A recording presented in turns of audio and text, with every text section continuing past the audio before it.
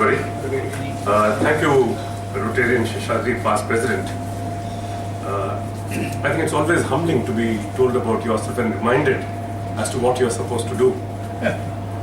Very difficult task, it always is.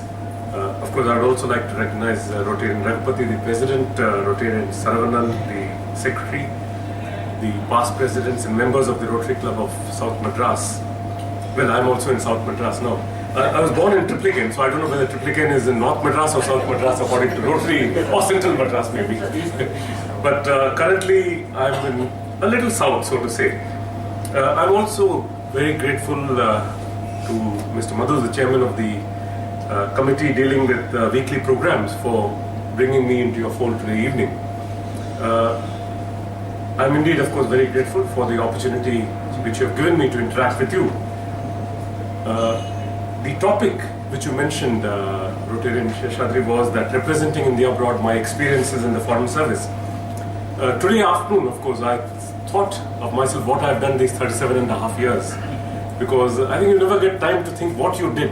You always are moving on and thinking of what you're supposed to do. So it's always a difficult experience and a difficult balancing act, and I was able to do it today. Hopefully that will come out in what I say a little later. Of course, a former district governor of the Rotary of Madras once told me that the Rotarians are very strict on the time. They give you only 20 minutes. And at the 21st minute, you could see a lot of them moving towards the exit. So I won't like to break the 20-minute omerta code. I'll stick to it hopefully and leave the opportunity for more questions, because I think questions always invigorate and reinvigorate any discussion, because it will be my experience, but whereas if I bring in questions, it's always a mutual act, so to say. May I, of course, begin by wishing all of you a very happy 2014, or whatever it is there. I mean, it is 21 days short of 365 days, so all the very best to all of you for good health, success and prosperity these days. Last week, of course, you celebrated Pongal, and I'm told you had a fascinating evening with some music. Today there's going to be no music of any kind, even though you're going to have a cricket match, so no chill music. Hopefully, if you play well, some of you will be sent to New Zealand. Our team hopefully will do well tomorrow. I would, of course, like to begin with the mission statement of the Rotarians, where I read that you say that we are 1.2 million neighbors, friends and community leaders who come together to create positive, lasting change in our communities and around the world, and the record that you have been making history and bringing the world together for over 100 years. I would not hesitate to say that Rotarians are as much practitioners of diplomacy as we are the members of the Indian Foreign Service. Your vision, of course, is to create a Vasudhaiva Kutumbakam, and that is what we also believe in as the world globalizes each and every day, because we always say that it's a globalizing world. We are all brought together very close to each other. Your distinct point of view of approach gives it unique advantages. As you see and think differently, you act responsibly and make a difference at home and around the world. That's what we diplomats are also supposed to do. I was also seeing the 4 tests or 4 points you have made there. I think the Panchashila, which is 5 points, has most of the 4 points. I think, and Panchashila is what diplomacy is all about, and that was coined in 1954 by Pandit Jawaharlal Nehru and Chau En-lai, if you all recollect. And that was what was made in the Bandung Principles in 1955. The Panchashila, which was the 5 principles of peaceful coexistence, which is the anchor of India's foreign policy, has mutual respect for each other's territorial integrity and sovereignty, mutual non-aggression, mutual non-interference in each other's internal affairs, equality and mutual benefit, and peaceful coexistence. I think I would not be wrong in saying that that is all there also in what's been put there, the 4 tests. So I think you are all as much members of the Indian Foreign Service as perhaps I am. So congratulations. Now, foreign policy, what does it mean? It is carrying forward the agenda and goal of enlightened self-interest. Self-interest of a nation, self-interest of the people of that nation, and self-interest of what you are supposed to do for the welfare of your people.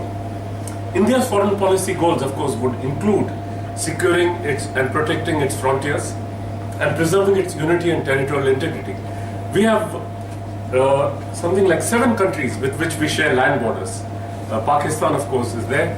Afghanistan, not many know that we share a border with Afghanistan through the Wakhan corridor. through occupied Kashmir. We have borders with Nepal, China, Bhutan, Bangladesh, Myanmar, and not to mention maritime boundaries. We have maritime boundaries with Sri Lanka, Maldives, and with Indonesia. Indonesia through the Andaman and Nicobar Islands. The nearest point which abuts from Andaman and Nicobar is 80 kilometers of Indonesian land. That is why when we had the tsunami in Aceh province of Indonesia, the Nicobar Islands took the greatest toll. Of course, it came up as far as Chennai. The next, of course, agenda of foreign policy is protecting for uninterrupted economic growth, which your leadership and your people have promised to each other. That is, allowing for the fruits of economic growth to percolate down to the lowest of low, and also to pull them up, because you don't want them to be always at the bottom of the ladder. You want them to grow up into the value chain as we go on to make it. Providing for uninterrupted market for our exports, which a lot of you would be interested in. Encouraging investments as also outward investment. Of course, people say, why outward investment, which is outflow of foreign exchange? But if you want copper for your industries, you have to invest in copper mines where it's available, or in aluminium industries, or in many other industries. In fact, some of the best copper and coal industries in Australia are run by Indians. Then you have securing technology, both developing and frontier, including information and cyber technology. I understand some of you are in the information technology field. And we sort of collaborate and cooperate with each other overseas and back home to ensure that that sort of security is provided for. Energy security. We only produce 30% of our energy needs. Most of it, 70% is imported. That is petroleum. So we have to ensure that our energy needs are secured through the foreign policy goals, as I mentioned. Scouting for minerals. India has a vast landmass, but there are certain high-end minerals which we are deficient in. So that is also to be taken care of, which are domestically unavailable. Looking at preserving environment security. Today, I think everyone talks of carbon trading and many other things. If we don't argue and bargain for, we don't get the best of the bargain. And the developed countries run away with the fruits of what they gained by colonizing most of the developing countries, and that is where we need to ensure that that is also protected and preserved for. Freedom of operation in sea lanes and outer space. Sea lanes is a very important thing, because today when we see piracy around our borders, not far from Indian borders in the Arabian Sea, we have major problem with piracy. So that is also one of the areas where we cooperate, discuss with our partners, and joint endeavors, of course, in combating international terrorism, piracy and other threats which most of us and the international community face. Of course, many wonder whether such a tall agenda would be able to meet the yardstick of most of the political parties which come and go. Today, of course, since the 70s, mid-70s, we have had a coalition government. But I would like to say that there is a healthy cross-country, cross-party national consensus when it comes to foreign policy. I had the privilege of serving in New Delhi. I was in New Delhi during 4 of my postings. And I would say that whichever government, whether we served in Delhi or overseas, always we found that there was a cross-country, cross-party national consensus, be it in parliament or be it outside. And of course, there is always a slight subtle difference on nuanced emphasis. But otherwise, I think it has always been the goal and tenet of every political party to ensure that India's interests are best served overseas. That's why when we see politicians, political leaders going overseas, when they are asked of questions on Indian internal domestic policy, they say that we don't comment on domestic internal policies when we are overseas. That is a very, very healthy sort of development, very healthy sort of give and take. And the thrust of foreign policy orientation, therefore, has remained more or less the same. When we look at India's interests, we could look at our foreign policy through a series of concentric circles, as we say. This is something like an onion, peeling off an onion. Because what happens is, first we look at our neighbors.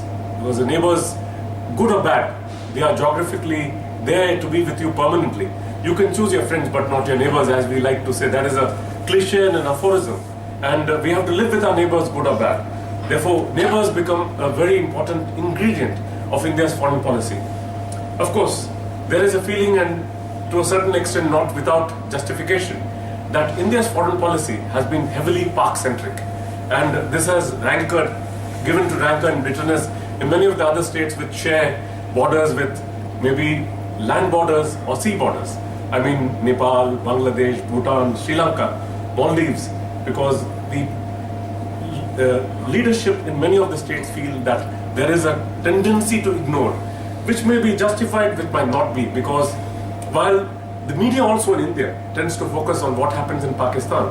I mean, you will be shocked to see that even if somebody in Pakistan sneezes, the media latches onto it. But whereas if there's a political development in Sri Lanka, it's given a footnote. So I think, unfortunately, that has been the tendency primarily because of the legacy and heritage which we got from our past colonial masters, and also because of the tragic history of partition and others. How have we done so far? I think we have done well because Indian diplomacy is respected globally. It has been, we have contributed extensively in interactions within various debates, be it bilaterally or in various multilateral fora, be it in the United Nations, where we are recognized as having got some very good diplomats, very able diplomats, right from the days of Vijay Lakshmi Pandit, who was our first permanent representative in the United Nations. Our voice is definitely heard in various chancelleries. Of course, there's always a bit of a concern when things happen in Delhi. I'm sure many a capital today would be asking what is the state, where is India headed to when streets around Rail Bhavan, Rafi Marg and others are occupied. I mean, this is a continuing problem because I remember when I was in Australia as the Consul General in Sydney, there used to be, we had the Parliament attack in 2001 December, and our troops were the troops were moved to the borders. There was a lot of concern whether there will be a nuclear war. But we used to say that India is a large country. We will be able to contain and manage. And many of the chancelleries' reports which came from the capital, from the diplomats based in New Delhi and their consulates in various other state capitals, echoed on the same sentiment, in the sense that India is a large country, do not worry, there is no problem. If you are in the border, if there is a problem in the border, it is not, there is not a serious repercussion in Madras, let's put it, in Chennai. So I think that was an issue which was taken very seriously, and we did not face much of a problem in terms of bringing in and ensuring that normal business continued.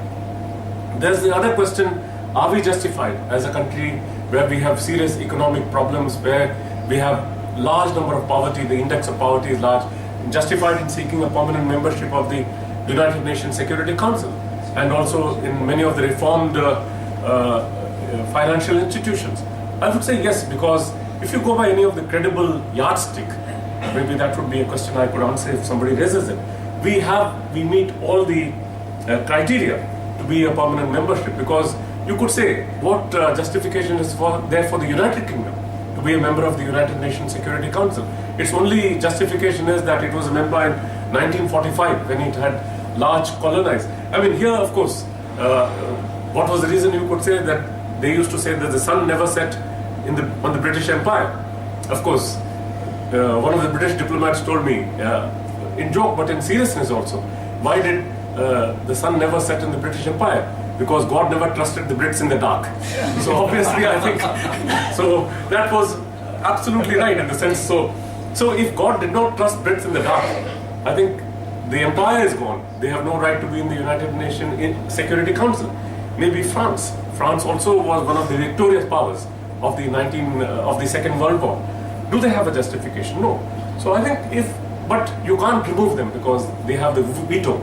The permanent members have the veto.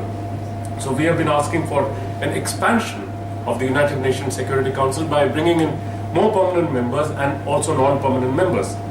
Of course, from my perspective, what are the various ingredients which go to conduct diplomatic and foreign policy?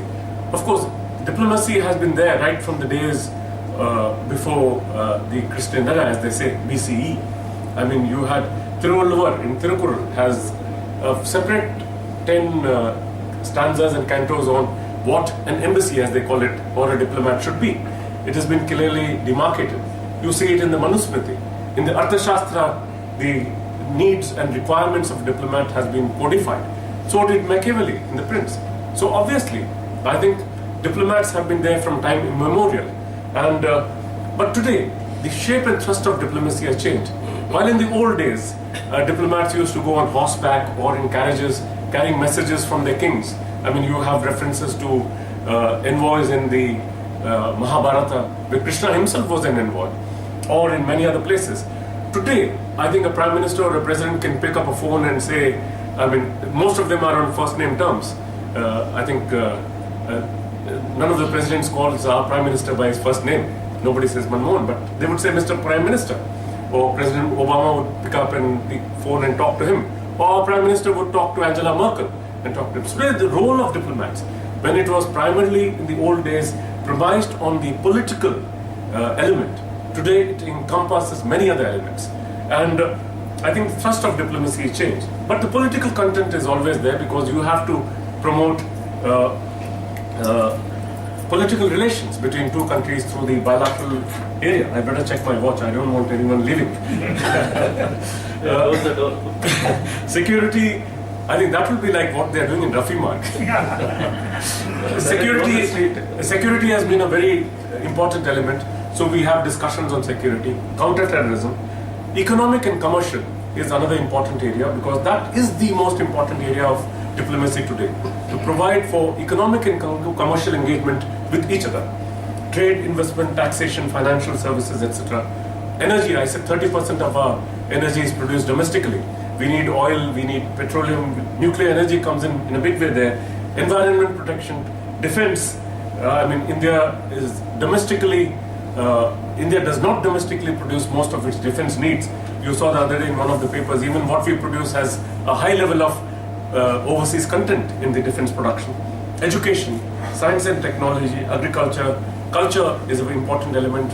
Of course, when we talk of culture, I mean, Bollywood has become a very norm de guerre instead of, say, Bharatanatyam and the classical forms of culture as we know it. But that has also become a part of culture. Sports is a very important element. When we were in Australia, we used to say the 3 C's condition our relations: cricket, curry, and Commonwealth.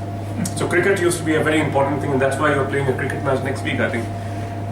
We, of course, our foreign policy had great challenges when the Soviet Union broke up, because in the early days of our independence, we had brought in non-alignment. People ask, is non-alignment very relevant today with two superpowers not being there, two blocks, that is the Western Bloc and the Eastern Bloc? But non-alignment is relevant in the sense that the direction of non-alignment has changed.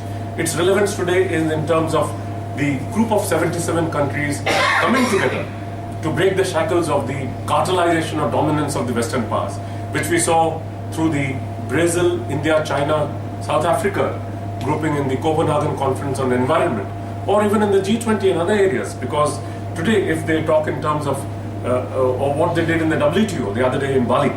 So I think it is a very important thing, non-alignment is there. But as I said, the Soviet Union, when it broke up, we had to face new issues because the Soviet Union was an important partner in our development processes, because the US in the early days of our independence said aid with strings, not without strings.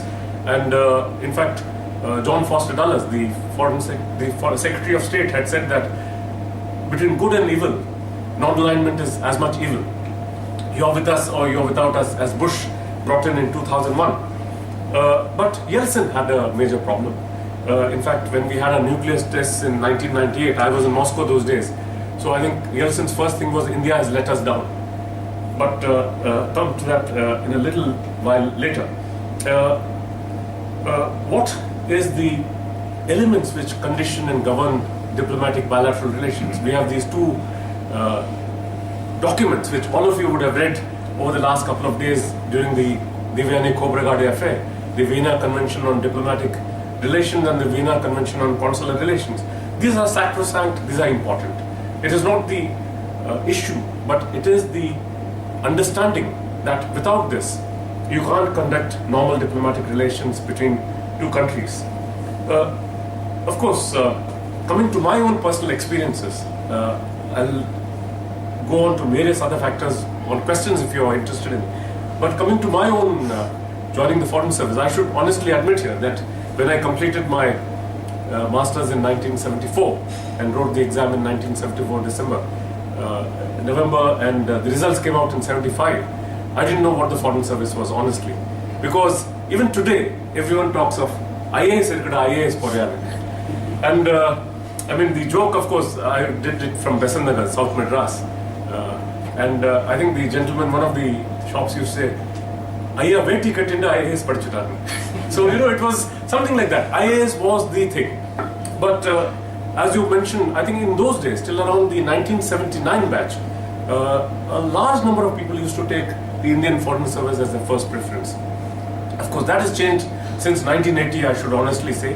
And today, there is a great change in because a lot of people have also come in from the rural and other areas. In those days, it was supposed to be a convent-educated, largely Delhi-based members who joined the Foreign Service. Of course, I did it in Chennai and other places.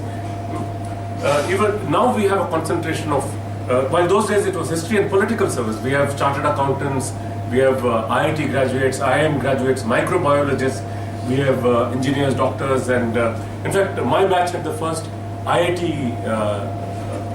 recruitment from into the Foreign Service. Of course, the most interesting thing was when I got my telegram, that was the day emergency was declared. So I started off on the right note, so to say, or the wrong note, I don't know. So I think got a congratulatory message from the Hindu newspaper and said, coffee tiffin undan. I said, phone lunch, which of course, we were all given 10 days to change our service. My first preference had always been IAS. But somehow I said, people said, why don't you go out of Tamil Nadu and see it? So I said no to home service, home state. So somebody came and told my father, Assam ladna, Washington ladna. Washington is nearer than Assam, so let him go abroad. So those days there used to be a thing called a mobile service, mobile post office. I don't know whether any of you remember. These days it's not there. We have moved on. So I went and dropped in something on the 8th day, which was a Saturday. Monday it reached there on the 10th day, and lo and behold, here I am as a former member of the Foreign Service. We of course went on to Mussoorie to do our training and village attachment and others. And it was interesting, when I was in Badrinath for my village attachment, somebody said, that is the Chinese border, don't cross across, because if your horoscope says there is no foreign attachment, even though you may be in the IFS, you may not go abroad. So we didn't go. Of course, few quick points. My district, we used to have 8 months of district training. I was in Tanjavur for my district training. Most interesting experience was I was not a good speaker at all.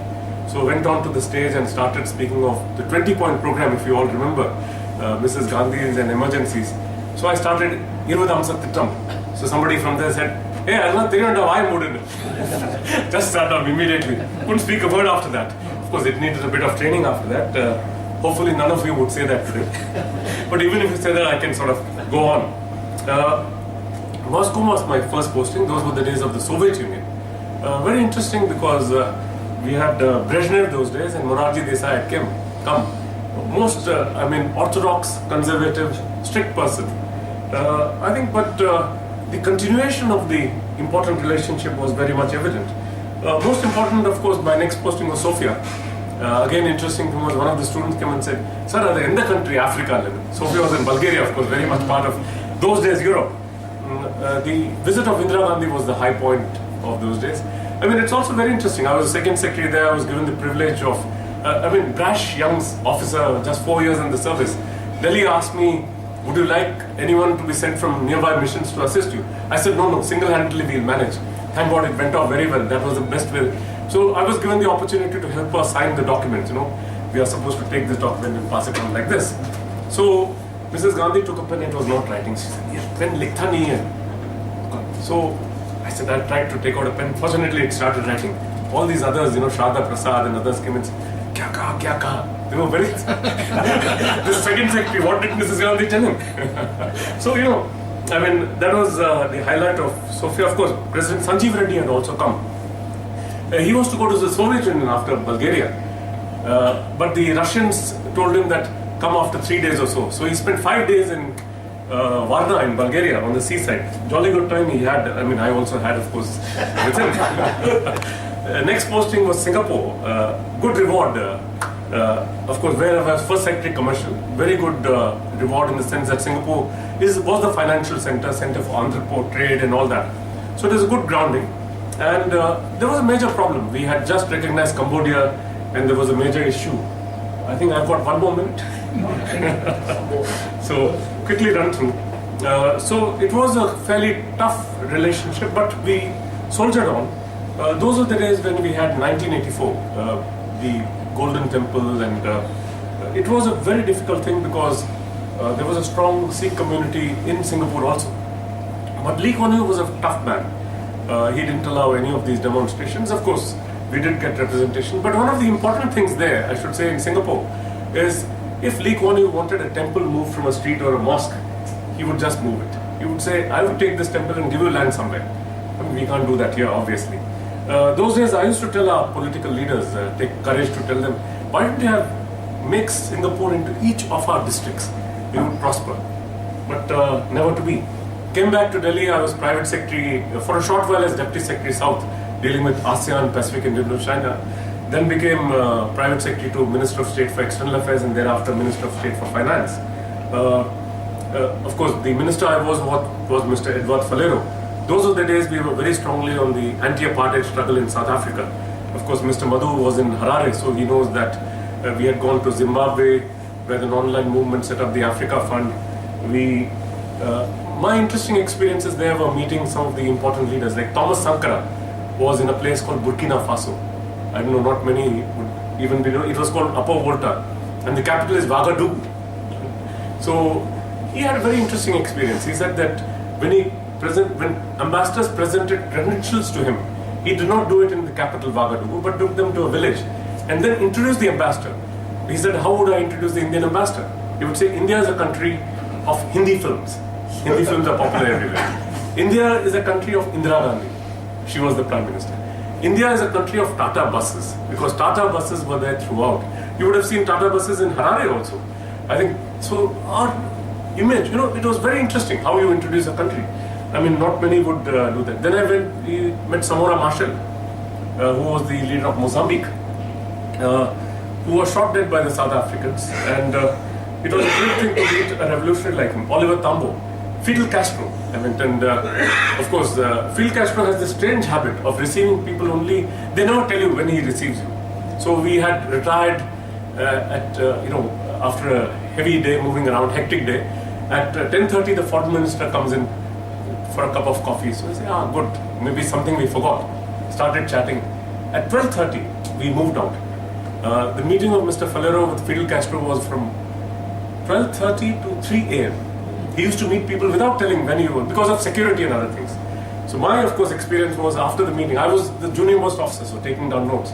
So Fidel Castro tapped me on the shoulder and says, young man, I hope you have written down everything faithfully and correctly. It's a great experience to be told by a leader like that.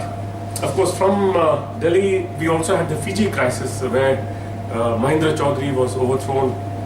We went around, and maybe that will be for questions. London, of course, Mrs. Thatcher was there. This is in the news these days, but I was not aware of what happened in 1984 and the support. But I could say that Mrs. Thatcher, when we had the Maldives problem in 1989, Mrs. Thatcher said, I should take my hats off, if she had a hat, to Mrs. Gandhi for being able to do this without bloodshed. And she used to say, it's always lonely at the top, particularly if you're a lady. And I could sort of level with another lady who's lonely at the top. London, then we went to, I was in Belgrade. I was the last head of Indian mission to the Socialist Federal Republic of Yugoslavia, and the first one to the Federal Republic of Yugoslavia. Milosevic was very much there. There was a lot of gunshots. Never got bread, milk, butter, Coca-Cola even. Petrol we used to get from Budapest across the border. We used to bring 200 liters of petrol in jerry cans in the boot of our cars, and in the belt around our waist, I once carried $175,000 US because we used to get our money, everything, and we used to have a courier once in 2 weeks going across to Hungary to get money. Very dangerous, but we lived through, as you said, peril, glamour, and mysteries of the Foreign Service. This is one of the perils. From Belgrade, of course, I went to Moscow, where I was first minister, commercial minister is a very interesting thing. Raj Narayan once went to London when he was the Minister of Health. And each of the embassies have ambassador, deputy chief of mission or deputy high commissioner, then ministers, who's the rank of a joint secretary in center or secretary here. So the Minister Economic went to receive Raj Narayan, introduced himself, Saab, मैं Minister Economic हूँ, "Arey, aap mantri hain? I have never seen you in the cabinet in India." So I think that is a very interesting thing. So I was Minister Commercial, then Minister Political, and Deputy Chief of Mission. We had very interesting things. I should say that the final document on the Kudankulam nuclear power plant was signed by residents when I was Deputy Chief of Mission.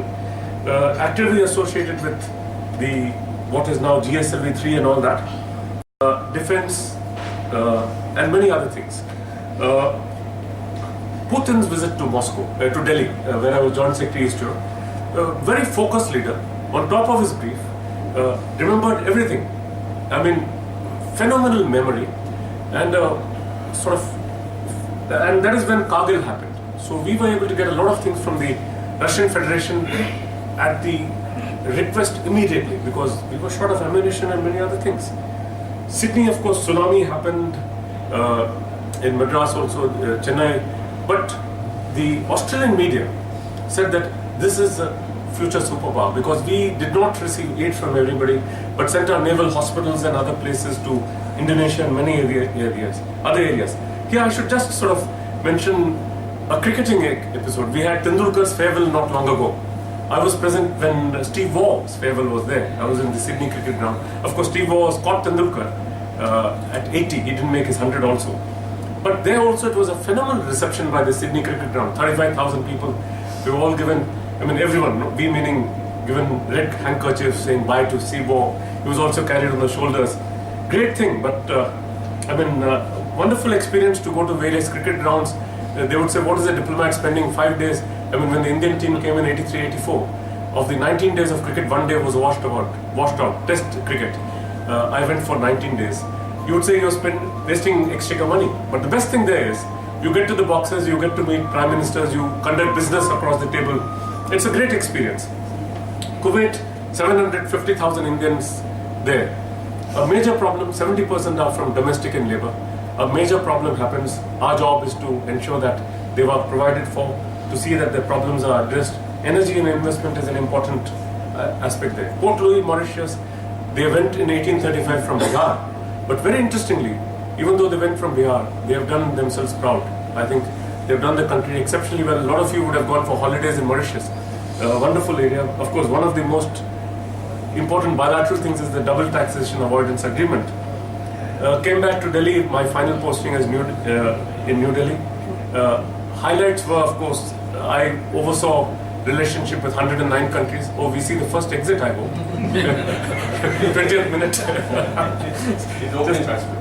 Opening transfer. 4 or 5 things. Italian Marines, the Norway Oslo kids, Iceland, Ireland, the Savita Halappanavar case, Maldives, I was sent to talk to them, Cuba, a lot of other things. Of course, Sangeeta Richards and Cobra Gardi is always a live issue. We can talk about it in questions. I think in brief, finally somebody might ask, is the foreign service, is there a necessity for a foreign service? I would say the foreign service is very much needed, as you would need the Indian administrative service, as you would need the police service, as you would need the ministers, as you would need politicians, bureaucrats, businessmen, everybody. Because you carry the flag of your country overseas, you bat for your country, you take care of your interests overseas. Are you saying it's needed or it's not needed? Is needed, absolutely needed. The examples you gave, I was No. I said the king's stately entourage is taken away. The president and the prime minister still talk, but they talk through the diplomats. So I think that's taken me a little over 23 minutes. But thank you very much for being patient.